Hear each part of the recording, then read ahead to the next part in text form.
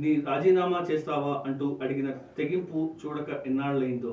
చాలా రోజుల తర్వాత ఇలాంటి జర్నలిజాన్ని చూసాం. మెడికల్ షాప్లో ఫార్మసిస్ట్ లేకుండానే మందులు అమ్మకం, డ్రగ్స్కు బానిసైన పిల్లలకు మెడికల్ షాపులే అడ్డా, ప్రిస్క్రిప్షన్ లేకుండానే అడ్డగోలుగా అమ్మకాలు, చిన్న చిన్న షాపులను సీజ్ చేసిన డ్రగ్స్ కంట్రోల్, ఓమ్ని చైన్ సిస్టంపై స్వేచ్ఛ బిగ్ టీవీ ఇన్వెస్టిగేషన్ కథనాలు ఇచ్చింది. ఫార్మసిస్ట్ లేకుండా ఫార్మా నడపొచ్చా అనే ప్రశ్నకు డీజీ కమలాసన్ రెడ్డికి కోపం వచ్చింది. మహిళా రిపోర్టర్ అని కూడా చూడకుండానే బయటకు నెట్టేశారు. మళ్ళీ ప్రశ్న అడిగే ప్రయత్నంలో చేతకాకపోతే రాజీనామా చేస్తారా అంటూ తెగింపు.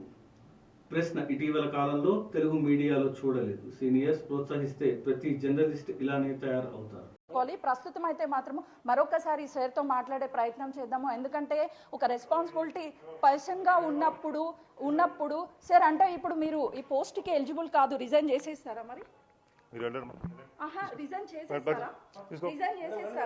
మీరు ఒక మీడియాతో సార్ మీరు ఎందుకు మీరు రిజైన్ చేసేస్తారా పోస్ట్కి? మీరు ఇంకెందుకు ఫార్మసిస్టులు ఇంతగానం ప్రజల ప్రాణాలతో చెలగాటమాడుతూ ఎవరూ లేకుండా ఒక డ్రగ్ ఏదైతే ఉంటుందో వాటన్నిటినీ కూడా చేస్తున్నప్పుడు ఎందుకు మీద ఎందుకు పడ్డాము? మీద ఎక్కడ ఉన్నాము అంటే మీరు రిజైన్ చేసేస్తారా?